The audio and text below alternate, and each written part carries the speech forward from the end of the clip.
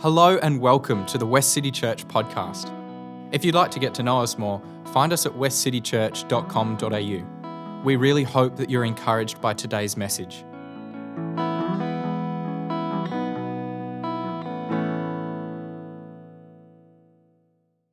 I've got a lot of thoughts about communion because I think about it a lot.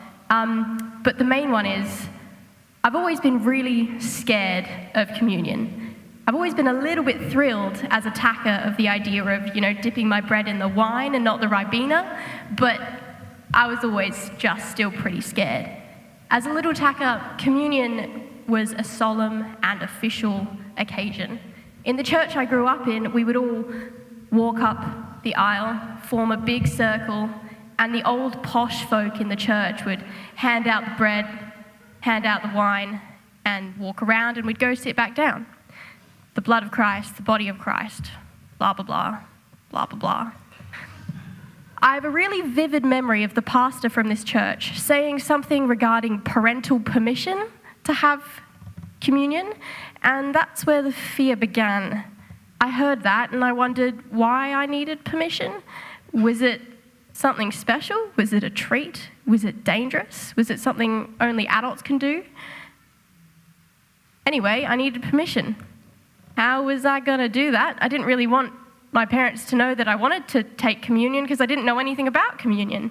And once I got permission from my parents, how would the old posh people at the front know that I had permission to take communion?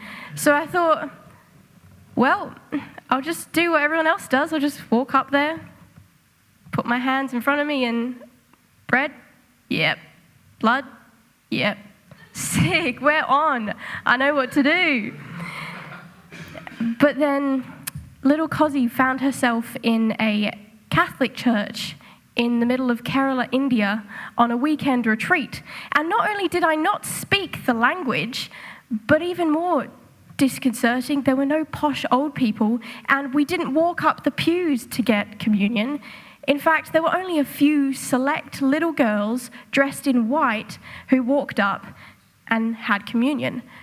I think it was communion. 8-year-old Cossie thought when you walked up and received something from the front, it was communion. So in my head, it's communion. I still don't know.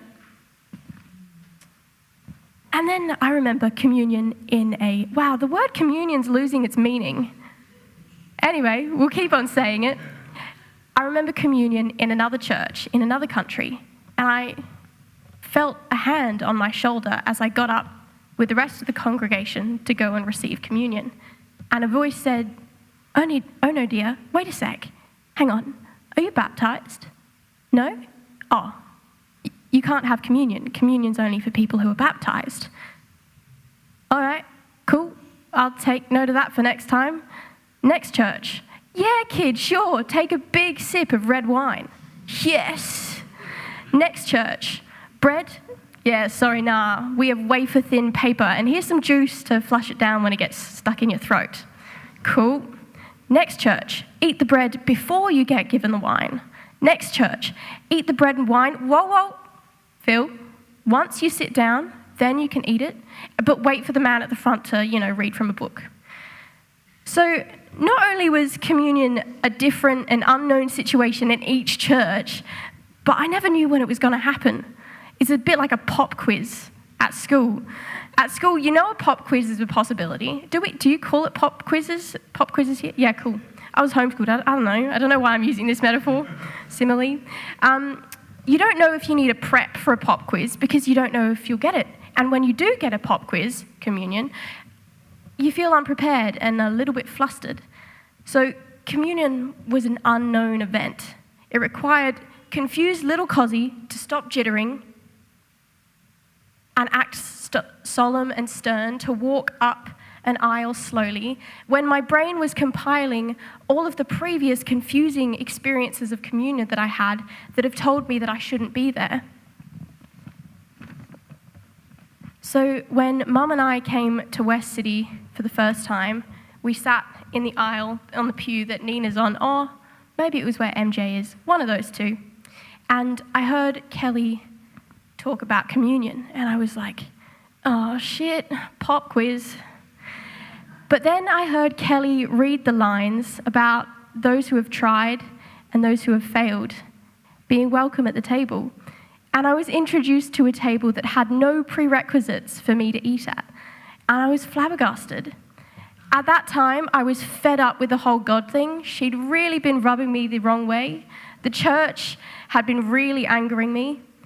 The church had never unveiled communion for me.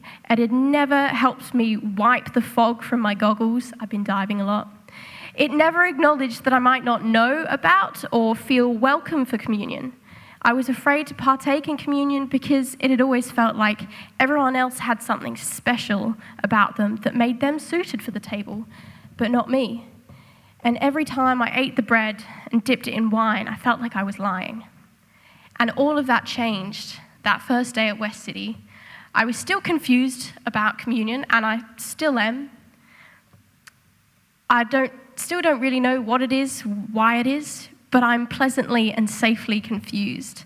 I've been shown that other people have foggy goggles, and other people have racing and anxious thoughts as they walk down the aisle to partake in communion. I've been shown that my experience has not been the anomaly, but pretty close to the norm. And I'm allowed to partake in communion while openly confused, with no rules holding me back. Here I am welcome, and here I am no longer afraid. Thanks.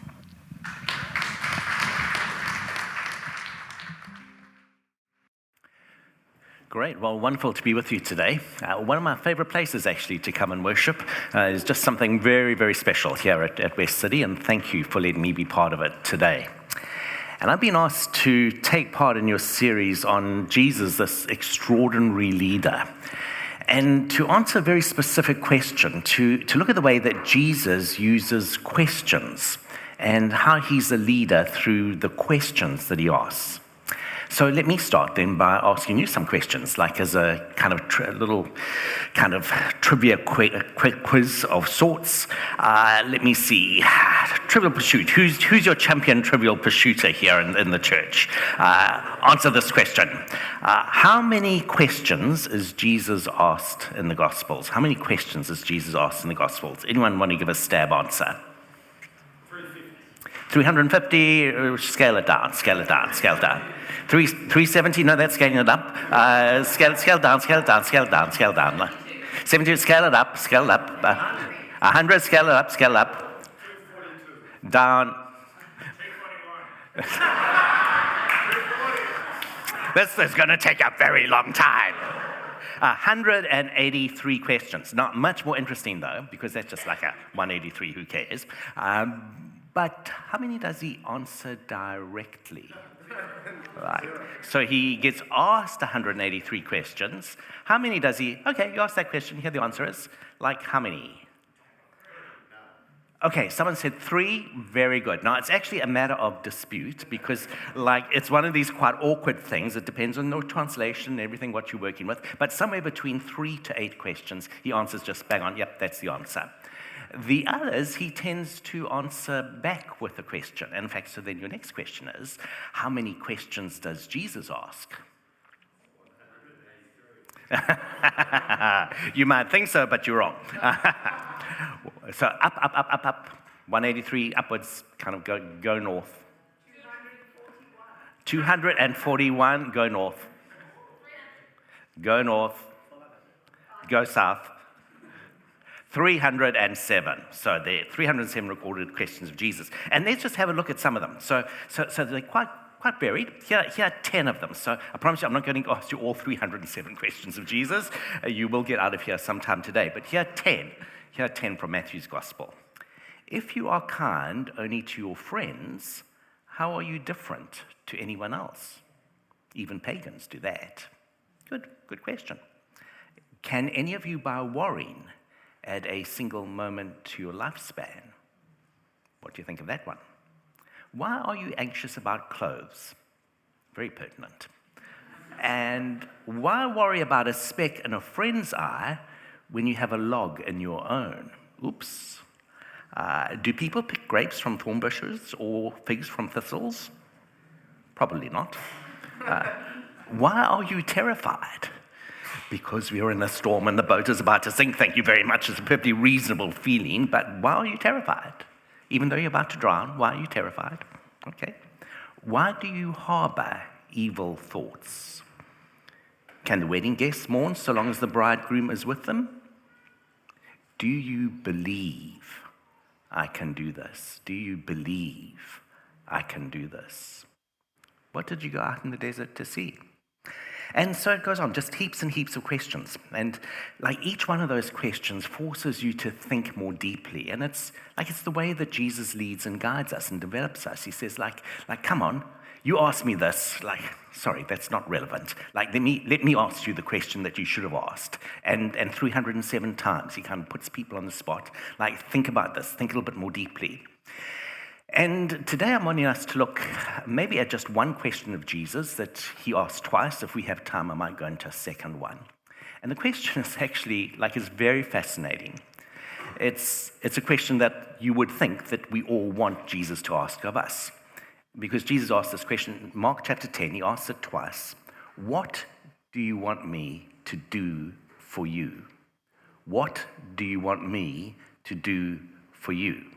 Now, I'm the Messiah, I'm the ruler of everything, I'm the king of the universe, but never mind, there's little old you, and here I am, Lord over everything, and I ask you the question, what do you want me to do from you? But it comes in two very different contexts, and let me just read two. So it's a longish passage, so kind of buckle in, and I'll read it out, and just note where the question comes.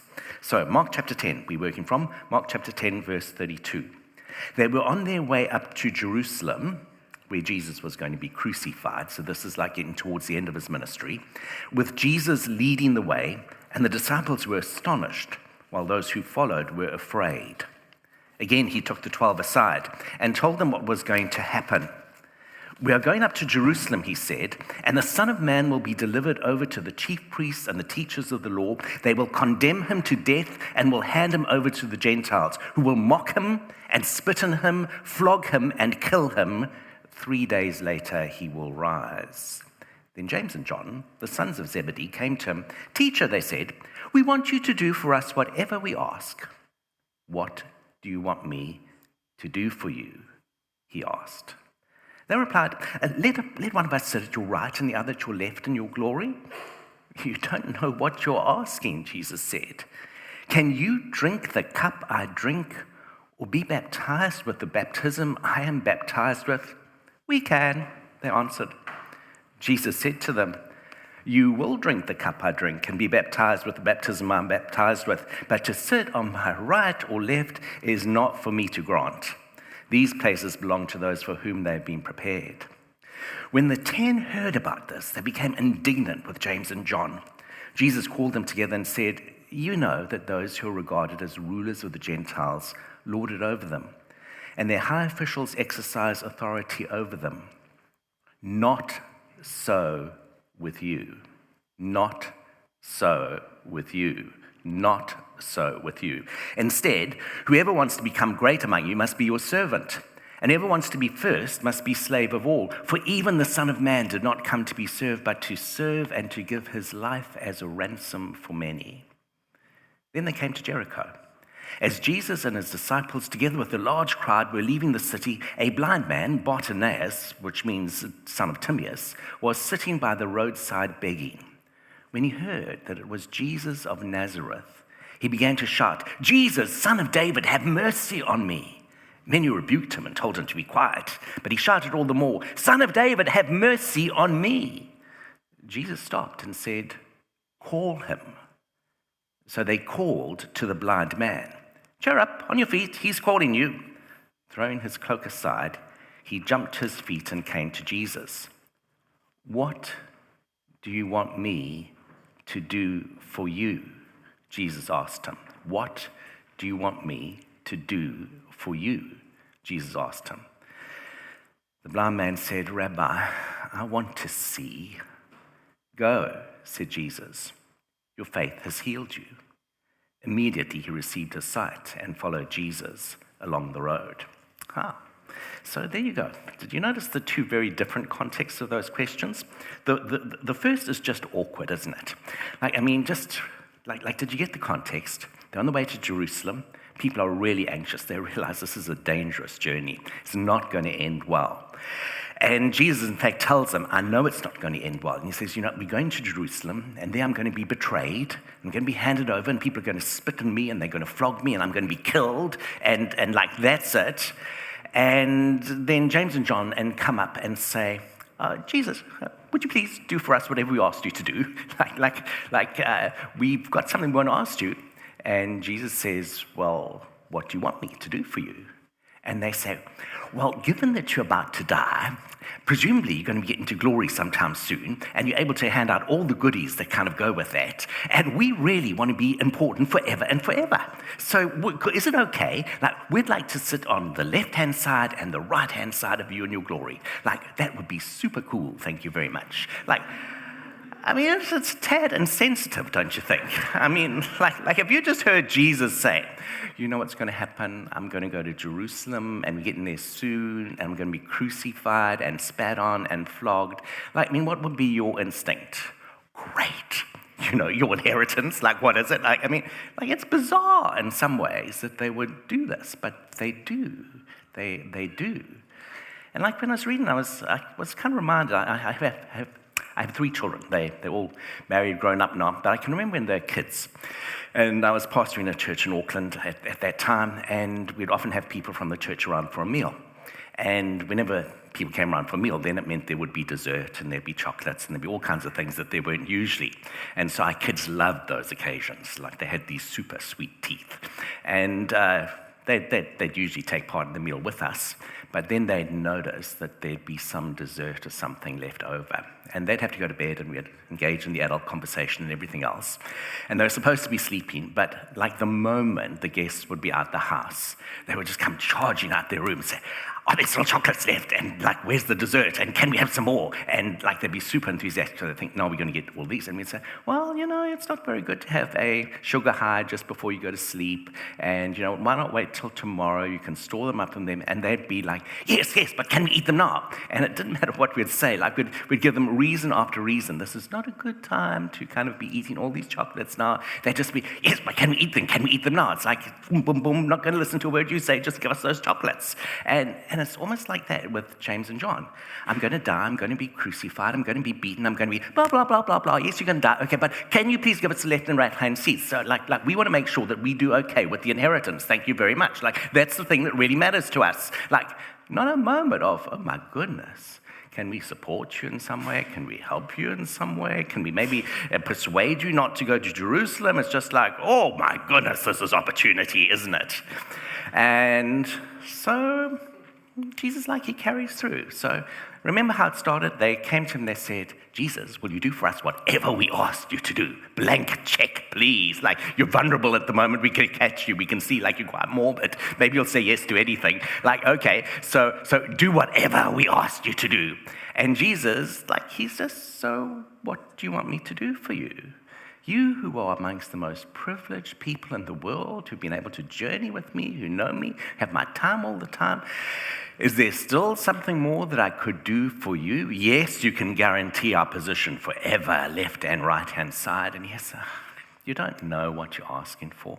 You seriously don't know what you're asking for. Can you have the baptism that I'm going to have? And can you drink from the cup I'm going to drink from? Yes, they say, we can. Did you notice how quickly they said it? Jesus asked the question, and they answered me, yes, sure, not a problem, we can do it. Blah, blah, blah, blah, blah. We can manage this. We know what we want. We're going to get what we want, come what may. No question about it. And Jesus, he makes the saddest of comments, doesn't he? He says, you don't know what you're asking, but you will be drinking from the cup that I drank from.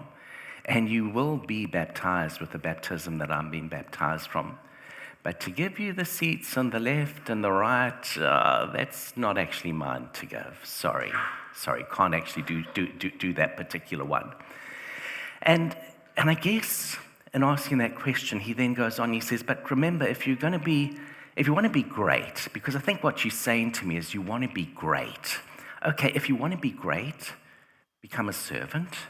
And become a least, if you want to be great in the kingdom of God, become the least. That's the way there. And think about what that might mean. So I can give you what you want, but you've got to become the least. Do you know what you are asking for? Do you know?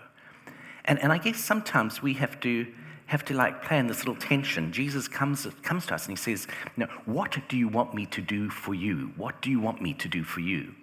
And we might give the answer. For some of us, we might say, I have no idea what I want Jesus to do for me. Others may say, I know exactly what. But Jesus will also say, but do you know what you're asking? And are you ready for that? So, for example, in the church that I was pastoring in Auckland, those many years ago now, there was a time church growing really quickly. And we had a morning service, we had a nighttime service, and we realized that to cater for the growing numbers of people, we'd have to start a second service. And so we're kind of debating about that and like what it would involve and what the costs of that would be and everything else. And like the congregation, we want to grow. We want to be like the significant church. We want to be a church that really makes a difference. But then we come to this meeting of the church and we're talking about, so what does it take to actually really grow? And we say, well, we need to make provision by having the second congregation in the morning. And then someone says, but what time will they meet? And we say, well, we'll have to change the time of the current service. Change the time of the current service. It has been this time for 75 years. Thank you very much. We meet at 10 o'clock. Yeah, but we can't fit two services in if it's still 10 o'clock. So we're going to have to go so that it's 8:40 in the morning for the first and 10:30 for the second. And I can remember someone jumping up and saying, I beg your pardon. 10 o'clock works just perfectly for me, thank you. Like the service finishes just a few minutes after 11.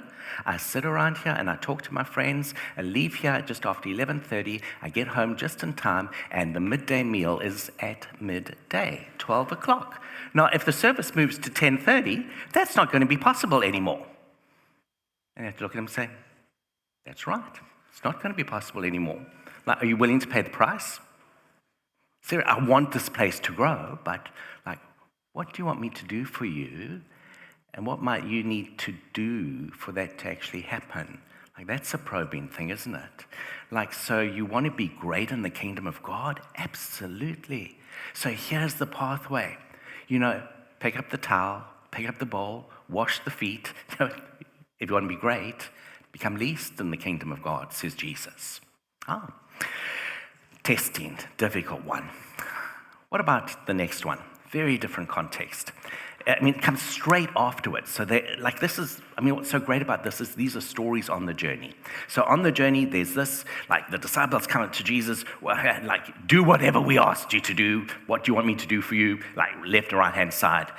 Very powerful people asking those questions. Now they're leaving Jericho, and now this is quite different. This is a very weak person, blind man. He's going, and he's desperate for Jesus to heal him. And Jesus is passing by. And there's something in Bartimaeus that just realizes, if I let this opportunity go, I will lose everything. This is my one chance to maybe get my life changed. And so he calls out, Jesus, Son of David, have mercy on me. Now, that little phrase that he uses, Jesus, Son of David, is really interesting because Son of David basically meant that he was saying, Jesus, you who are the Messiah, have mercy on me. And the crowd do what? The crowd do, keep quiet. Why would he be interested in you? Thank you very much. It's a very testing journey he's having. Don't you know he's going to be crucified? Don't you know it's actually going to be very difficult for him? And don't you know he was quite grumpy when you asked him for the left and right-hand seats? Just keep quiet. Don't interfere with him. But he persists, like Jesus, Son of David, have mercy on me. And Jesus stops and says, call him. Call him, let him come to me. And it's remarkable that Jesus would actually do that. And then Jesus asks the question. And think for a moment how bizarre the question really was. So here's a blind man, and Jesus says, what do you want me to do for you? What do you want me to do for you? What did he expect Bartimaeus to say? Oh, I'd love a coffee, thank you very much. Or slip me a 20. What did he think Bartimaeus was going to say? Obviously, Bartimaeus was going to say, I want my sight, thank you very much. That's what I want to do. I want to be able to see. So why does Jesus ask the question? Jesus is the master question asker. Why does he ask Bartimaeus, what do you want me to do for you? Could it be Could it be that he was struck by what Bartimaeus had said? Like, Jesus, Son of David, have mercy on me. Like, Jesus is struck by his insight. You see that I am the Messiah. You who are blind see that I'm the Messiah. And you know what? Everyone else, like everyone else sees you as who? Blind person. Like, that's your category. And if you're a category blind person, then what you need is obvious. You need to be not a blind person. But in asking the question, Jesus says, hold on. Like, maybe you aren't your disability. Maybe you are fine just as you are. And maybe you want something quite different. Maybe you want me to advise you on how to deepen your prayer life. And maybe you want me to advise you on ways to fast. I don't know. Like, you're a person. You're not a category. You aren't blind person. Therefore, I know already. What do you want me to do for you? And I don't view you as being blind. I view you as being very insightful, because you spotted who I am, and you spotted that I can do something, and you spotted that sometimes you have to persist, and you spotted all these things. So you're not that blind. Thank you very much. I see that you see very deeply. And Bartimaeus, however, does say what we would expect. I just want to see. I just want to see. And Jesus says, go. And like, this is very interesting, because in saying go, he would have been essentially saying, go back to the authorities and be declared as a seen person, no longer an invalid as such. And that's his instruction. But what does Bartimaeus do? We're told that Bartimaeus then follows Jesus along the road. He starts by disobeying Jesus and sticking with him and holding with him. That's why Bartimaeus really saw. I mean, he saw who Jesus was, and he landed up seeing with his eyes, and he saw with his soul. I mean, he's a remarkable person. He's on the fringes, but he sees so much more clearly than James and John, who had been with Jesus for 3 years and were part of the inner circle. Like, oh my goodness. That's something to think about. Let me look at one more question that Jesus asks, and we'll finish with this particular one. It's the end of John's Gospel. Jesus has actually been crucified, and now he's been resurrected. And he's speaking to Simon Peter, and you might remember that Peter betrayed Jesus, like he denied Jesus 3 times. He was asked the question, do you know Jesus? No, I don't. Do you know Jesus? No, I don't. Do you know Jesus? No, I don't. Like, was very emphatic. He did not know Jesus. And now Jesus reinstates him by 3 times, giving him the opportunity to say, actually, I love you, I love you, I love you, and you have a task, feed my sheep, feed my sheep, feed my sheep. But then he does an astonishing thing. He says to Peter, okay, Peter, like, let me tell you a little bit about your future. It's not all that great. You're going to be crucified as well. Like this is a tough conversation, isn't it? And let me read it to you. So, John chapter 21. The 3rd time he said to him, Simon, son of John, do you love me? Peter was hurt because Jesus asked him the 3rd time, do you love me? He said, Lord, you know all things. You know that I love you. Jesus said, feed my sheep. Very truly, I tell you, when you were younger, you dressed yourself and went where you wanted. And when you are old, you will stretch out your hands, and someone else will dress you and lead you where you do not want to go. Now, that's code for saying your hands will be stretched out as you're taken to that place you do not want to go, the place of crucifixion. And that's how they understood it straight away. And that's what Simon Peter understood Jesus to be saying. So Jesus is saying to him, Simon Peter, like, this is your future. You're going to be crucified. Jesus said this to indicate the kind of death by which Peter would glorify God. Then he said to him, follow me. So you're going to be crucified, but follow me. Peter turned and saw that the disciple whom Jesus loved, who was John, was following them. This was the one who had leaned back against Jesus at the supper and had said, Lord, who is going to betray you? When Peter saw him, he asked, Lord, what about him? Jesus answered, if I want him to remain alive until I return, what is that to you? What is that to you? You must follow me. Wow, it's an interesting little exchange, isn't it? I mean, it's a sobering, like, Peter, your future, like you reinstated, you have work to do, you must follow me, and in the end, you're going to be crucified. Peter's like, he's like, wow, that's just too much to take in, thank you very much. And he sees John walking by, and as he sees John walking by, he said, well, then what about him? Like, this, come on, like, if I'm going to be crucified, like, surely he's got to have that as well. Like, it's not fair that it's going to just be me, others must as well. And what does Jesus say? If I want him to stay alive until I come back, what's that to you? I mean, what is that to you, what his journey has to be? You come and follow me. Like, think about that question. What is that to you? I mean, do you sometimes feel a little like that? Like, so I'm trying to follow Jesus, but I'm the one who's just been made redundant, or I'm the one who's got sick, or I'm the one whose marriage hasn't worked, or I'm the one, like, what about other people? Like, it's just not fair. Like, look at them. Like, I've already tried to do this. Like, this is not fair that this should happen to me. Like, what about them? Surely they must suffer as well. Listen, what is that to you? What is that to you? I'm now 66. And as I look back at the journeys of so many of my friends.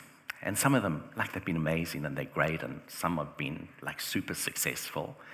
And others, like, I wouldn't have picked that it would have gone the way that it did. I don't know why the marriages of some of my friends didn't work.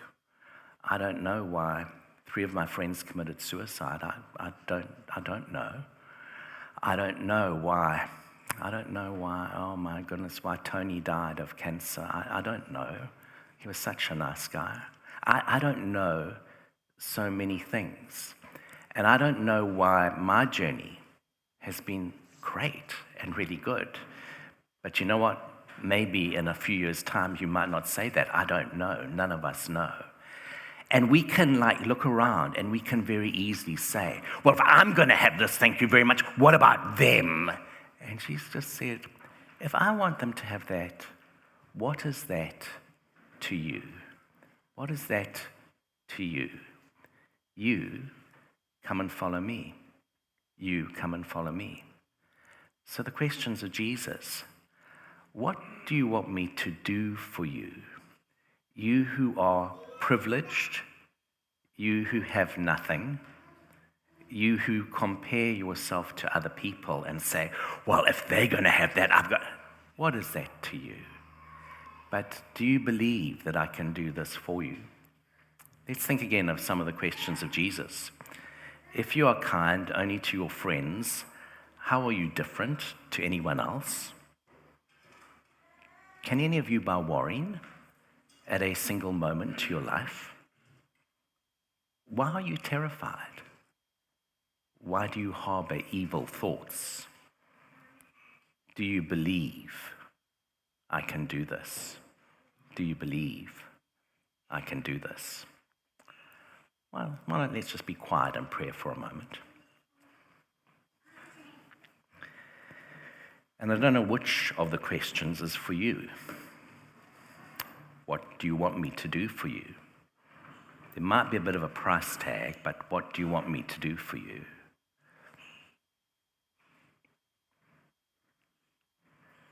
Maybe you're a bit bitter. Didn't go the way you expected. What is that to do with you? You come and follow me.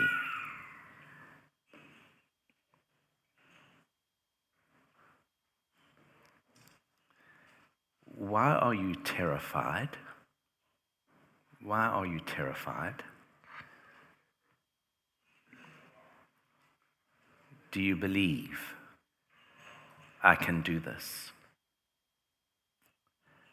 Lord, we place ourselves in your hands. Amen. Thank you so much for joining us. Each week at West City, we say a benediction together. We do this because we believe that the purpose of the church is to be a caring community for the world, and that as we go and serve others, we enter into Christ's work of welcome, restoration, and healing, both for us and others. We believe that in doing so, we get to see and encounter Christ. So let's say the benediction together.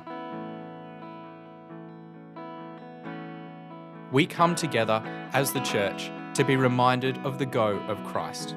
So we will go out and feed the hungry, go out and clothe the naked, go out and fight for justice, go out and end oppression, go out and proclaim anew the old story, go out and associate with those who don't look like us, think like us, act like us, and don't even like us. And we'll do it all in the name of the one who sent us. His name is Jesus.